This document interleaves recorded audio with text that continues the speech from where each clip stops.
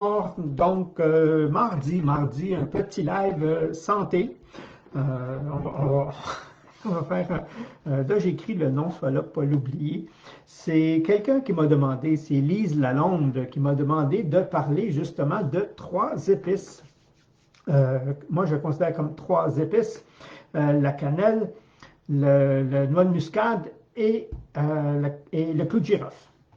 Donc, trois épices qu'on appelle souvent soit les épices d'automne, les épices de Noël. Et il y a une raison. Il y a une raison en même temps pourquoi il y a le goût, c'est certain. Il y a une saveur reliée à ça. Et souvent, je pense que ça va commencer bientôt, octobre, ils vont commencer à l'offrir dans les cafés spécialisés, justement, un mélange avec ces épices-là, justement, parce que ça rappelle en même temps l'automne. Mais c'est pas par hasard, comme je dis, si on les amène à l'automne, ils ont tous des propriétés, mais ils se recoupent. Beaucoup des propriétés de ces épices-là se recoupent entre elles, donc viennent bonifier l'effet de chacun. La cannelle, souvent les gens le savent, je fais même une préparation moi-même à base de cannelle qui est semblable à celle-là. Donc, la cannelle, ça, je vais en reparler. J'ai déjà fait une chronique dessus, mais je vais en reparler bientôt. Puis pourquoi c'est important là? Ben justement, en regardant les propriétés, vous allez voir en même temps comment c'est génial. Quand on combine l'effet de certaines substances, plantes, herbes ou épices, ben, l'effet synergie augmente l'efficacité des propriétés. La cannelle, très, très, très connue, la cannelle, anti-inflammatoire, antibactérienne, antivirus, antiparasitaire. Puis ça, en réalité, c'est les raisons, c'est antiparasitaire et antivirus qui fait qu'on l'utilise beaucoup dans ces recettes-là d'automne.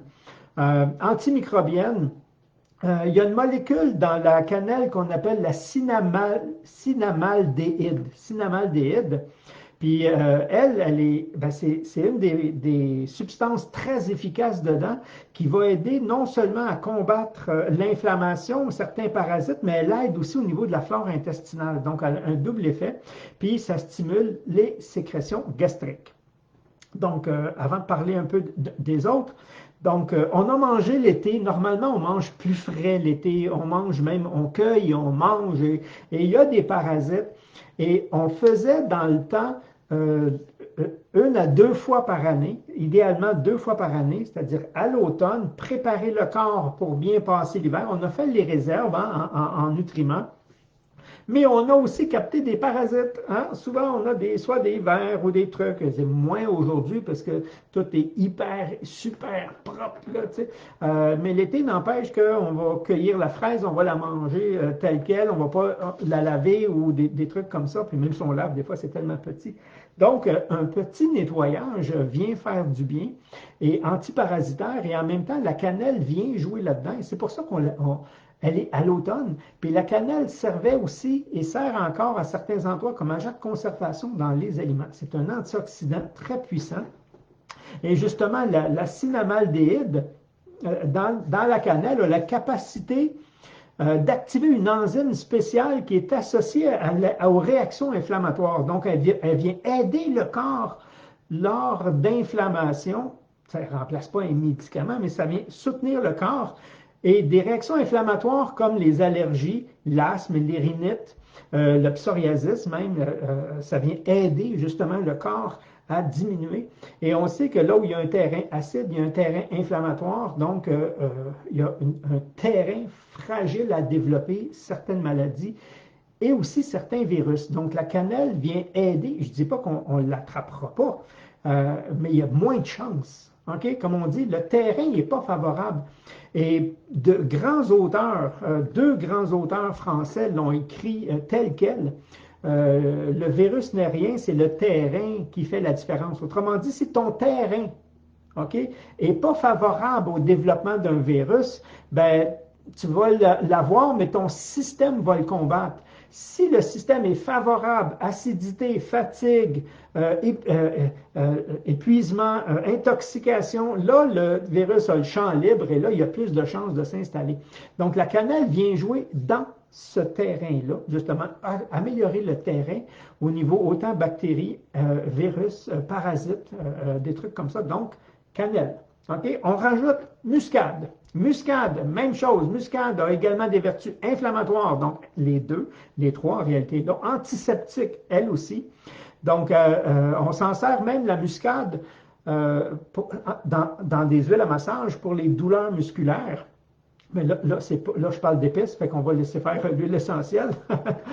Donc, elle aide aussi au niveau respiratoire. Et elle, c'est des monoterpènes qu'elle a.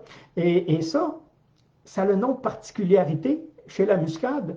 C'est que ça protège contre les cardiopathies, donc les maladies cardiaques. OK? Elle possède des propriétés anticoagulantes, donc elle va protéger contre certains problèmes de santé tels que les thromboses. Si vous avez une thrombose, il faut aller se faire traiter. Mais si vous avez une fragilité, comme on dit, le fait d'avoir de la muscade, ben, ça aide, OK, à ne pas nécessairement, ou en faire moins ou moins fort, ou, hein, parce que y a des propriétés thérapeutiques, on n'a pas le droit de les nommer en réalité. Fait que pour ça, je fais attention. C'est une loi, pas une réalité, c'est une loi. Donc, on y va de cette façon-là. Donc, on sait, puis on regarde en ce moment ce qui se passe. Il y a beaucoup de problèmes avec thrombose, avec cardiopathie ou des trucs comme ça. Puis juste la muscade, d'en avoir. Allez pas prendre ça à la cuillère, c'est quand même très fort des épices. Donc, on y va parcimonie comme ça pour aider, mais au moins ça aide, ça protège. Et les deux, comme autant la cannelle, va favoriser aussi la digestion. Donc, ça va calmer le système digestif, l'aérophagie, les gaz, les spasmes digestifs, les flatulences. Ça aide de ce côté-là aussi. Et elle a un côté, ce qu'on appelle hépatoprotecteur, c'est-à-dire qu'elle vient protéger le foie. Et ça, on le sait, lui, avec, qui vient jouer. Et encore là, des études ont été faites, mais je pense qu'ils n'ont pas fait sur les humains encore, ces études-là, ils ont fait sur les souris, donc ce n'est pas nécessairement vrai pour l'humain, mais ça viendrait jouer sur tout ce qui est hyperglycémie, hyperlipidémie, donc les gras, les sucres, et on le sait, chez l'humain, ça le fait, ça protège au niveau des tissus cardiaques et du foie aussi. Donc, propriété analgésique, anti-inflammatoire au niveau de la muscade. Et si je prends le clou de girofle, imaginez les propriétés de l'une, les propriétés de l'autre, et quand ils s'additionnent, comme on dit, quand ils se cumulent, l'effet synergie améliore. Maintenant, le clou de girofle, même chose. OK? Très, très, très aromatique, hein? Souvent on s'en sert. Les propriétés sont plus connus de nos grands-mères, si on veut. Et au niveau antioxydant, le clou de girofle est celui qui est le plus puissant de tous les épices. OK? Avec la cannelle, c'est les deux plus élevés. Donc, antioxydant, on dit, donc, neutralise les radicaux libres, donc, empêche la dégénération du corps, l'usure, le terrain. Donc, ça vient jouer là-dessus. Donc, le clou de girofle, avec un puissant antiseptique, germicide, donc, lui, avec, vient aider à travailler. Et quand je dis qu'on l'utilise souvent, c'est que nos grands-mères, déjà là, l'utilisaient beaucoup pour les rages de dents, où ça gèle, hein, ça enlève la douleur, ça gèle. On mettait du clou de girofle, on l'écrasait des fois un peu, puis on le mettait sur la gencive, pas loin où il y avait une douleur, une rage de dents, puis hein, ça aide. On s'en sert encore dans certaines pathologies des gencives de ce côté-là. Agit, elle, avec, sur la digestion, agit sur certaines douleurs comme l'arthrite. Ça ne remplace pas un médicament encore de là, mais ça aide. 1 plus 1 plus 1, ben, on peut avoir un effet anti-inflammatoire que le corps produit pour nous aider. Et comme le gingembre, le clou de girofle peut être, on peut des fois mélanger les deux, mais encore là, le gingembre, on peut en prendre en plus grande quantité. Le clou de girofle, c'est fort. Hein? Donc, c'est pour ça qu'on l'utilise moins pour les mal de transport. Donc, mais on va utiliser surtout le gingembre parce que ça se prend mieux. Puis il y a même des médicaments à base de gingembre. Donc, des problèmes de vomissement, le clou de girofle va aider, la digestion. Donc, un repas lourd pendant l'automne, hein, parce que c'est la récolte en même temps, ou c'est pour ça que je vous dis, c'est des épices qu'on dit soit d'automne ou de Noël, parce qu'encore là, les gros repas, les trois viennent aider au niveau de la digestion. Donc ça vient aider. Les trois protègent contre les infections, OK, au niveau terrain, donc c'est bon. Puis en même temps, on peut protéger au niveau circulatoire. Donc c'est bon. Les trois ensemble. Il ne manque pas grand-chose pour faire ce qu'on appelle un thé chai. Hein? Il manque un peu de cardamone. Certains vont rajouter de l'anis étoilé. Ça, c'est un peu ce que moi, je me fais comme tisane l'automne. Il y en a qui rajoutent de la vanille, du poivre pour faire le thé chai. Il y a des recettes. Donc, vous pouvez prendre un thé chai. OK? Vous pouvez prendre ces épices-là ensemble, vous pouvez en mettre dans des recettes. Si vous les prenez en huile essentielle, faites attention, les trois sont puissantes. Donc, il peut y avoir une intoxication si vous en prenez trop en huile essentielle.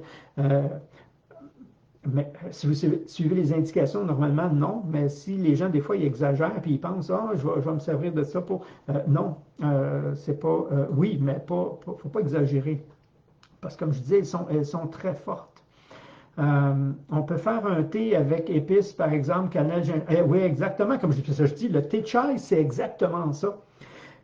Mais les gens ne savent pas préparer le thé chai, puis encore moins les boutiques de thé là, ou les cafés. Un thé chai, quand on prend des épices, justement, comme le clou de girofle, comme la cannelle, OK? Cannelle qui est de l'écorce, on ne peut pas mettre de l'eau bouillante, il faut le faire bouillir. Donc, il y a une différence entre une infusion et une décoction. Et quand on met des substances comme le clou de girofle ou ben non, même justement la cannelle qui est une écorce, ben il faut que ça boue pendant au moins 5 à 10 minutes pour aller chercher toute l'essence, toute la subtilité ou l'efficacité. Donc, si on le fait en thé chai, ben, il vaut mieux le faire dans une casserole et le faire bouillir. Même si vous l'avez en thé, vous allez tirer beaucoup plus de propriétés avec un thé chai. Ou ces épices-là, la même chose, vous pouvez les prendre telles quelles, en assaisonnement dans des recettes, c'est super bon. Hein? Puis, comme je vous dis, ils vont les sortir. Mais si vous voulez aller chercher les propriétés, faites-les en thé. Faites-les vraiment en thé. Puis allez-y au goût. Hein? Mettez, il y a plusieurs recettes, vous allez voir sur le web, sur des thé chai ou des trucs comme ça. Vous n'êtes pas obligé de mettre toute la recette, hein?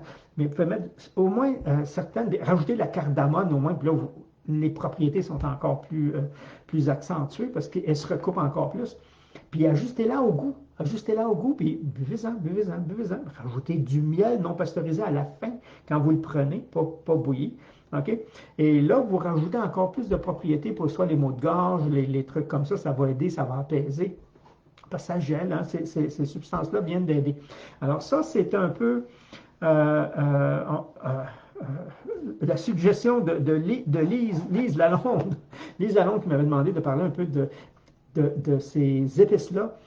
Et dans ces temps-ci, le temps où il y a beaucoup d'infections qui peuvent tourner, puis là, ça s'en vient avec l'automne. L'automne, hein, à chaque année, ce ne sera pas nouveau cette année. Ça ne sera pas autre chose. Ça va être encore toutes les infections respiratoires qui vont commencer graduellement. Ben, ça protège. OK? Je ne dis pas que c'est un pare-feu, comme on dit, c'est impossible de l'avoir. Mettez des chances de votre côté. Et il y a une autre tisane que moi j'ai mis, qui est des tisane détox, que je vais parler pas aujourd'hui, qui se prend en alternance, c'est-à-dire on peut prendre soit le soir une tisane détox favorable, parce que le soir, pendant le sommeil, c'est là que le nettoyage se fait. OK? Et le jour, un thé genre chai ou avec ces épices-là, parce que c'est tonifiant en même temps. C'est énergisant, c'est tonifiant. Fait que prenez pas ça tard le soir. C'est pas un excitant, mais c'est quand même un tonifiant si vous voulez bénéficier de la vitalité. Fait qu'on peut prendre dîner, supposons, même déjeuner, hein, un thé chai ou du genre, et le soir, y aller plus avec une tisane détox. Et là, vous sortez les déchets et vous renforcez le système immunitaire régulièrement, juste en buvant. C'est pas génial, ça? Et c'est des épices, comme on dit, à favoriser dans ce temps ici. Le commerce va le faire, donc pourquoi pas le faire vous-même, puis aller chercher, comme je vous dis, le goût qui vous plaît, en rajoutant une ou deux, comme l'anis étoilé. Il y en a qui aiment, il y en a qui n'aiment pas. Donc, si vous n'aimez pas, vous ne mettez pas la cardamone. La cardamone, souvent, rajoute un bon goût aussi et elle reste dans les mêmes propriétés. Au lieu de mettre, il y en a qui vont mettre un thé noir avec, il y en a qui vont mettre de la vanille dedans. Ça, c'est pour agrémenter. Ça ne diminue pas l'efficacité des épices. Donc, ça, c'était pour ma capsule de ce soir. Et hier, j'ai pas fait un live pour certaines raisons. J'étais pas là. Donc, c'est assez simple. Donc, j'ai pas pu faire le live. Donc, j'avais deux annonces à faire. Donc, j'en profite pour les faire en ce moment. C'est bon pour cette semaine. Cette semaine, là, on est le 14. Donc, demain, le 15, mercredi, le 15, c'est le groupe privilège. Ceux qui sont dans le groupe privilège. Donc, c'est 14 heures demain, heure du Québec, 20 heures en France. Comme vous savez, on alterne à chaque 2 semaines. Donc, c'est notre rencontre où on va travailler justement, on va discuter ensemble, puis on va échanger sur aller trouver le calme, trouver le calme pour aller chercher encore plus d'inspiration, mais surtout de la créativité pour pouvoir réaliser ce qu'on a à réaliser. Donc ça, je vous le résume en grande ligne, ça va être un peu ça. Et jeudi, même heure, jeudi 14 heures, je fais un live un peu plus élaboré avec une partenaire, ça s'appelle, je l'écris parce que j'oublie tout le temps les noms, Valérie Warnet du centre Evolia, où on va aider et en même temps, on va parler sur être parent aujourd'hui. Parent aujourd'hui, dans les années où on vit avec la complexité, des trucs, des astuces, et c'est une spécialiste justement dans le domaine. Et ceux qui me connaissent le savent aussi, j'ai fait des formations, j'ai écrit des formations qui fonctionnent encore et sont là depuis plus de 20 ans que ça fonctionne. Donc, quelque chose qui marche. Donc, c'est un domaine qui m'intéresse en même temps et que j'ai à cœur. Donc, 20 heures heure France ou 14 heures heure Québec. Le 15, groupe privilège et le 16 avec Valérie Warnet. Donc, si ça vous intéresse, avec Valérie Warnet sur la page, il y a une annonce en dessous, vous pouvez vous inscrire pour recevoir une notice pour quand ça va commencer, ce live-là, où je vais vous la présenter. Fait que là-dessus, merci. Là, je regarde en même temps, il n'y a pas de questions. Donc, merci, bonsoir et à la semaine prochaine. Et bon thé.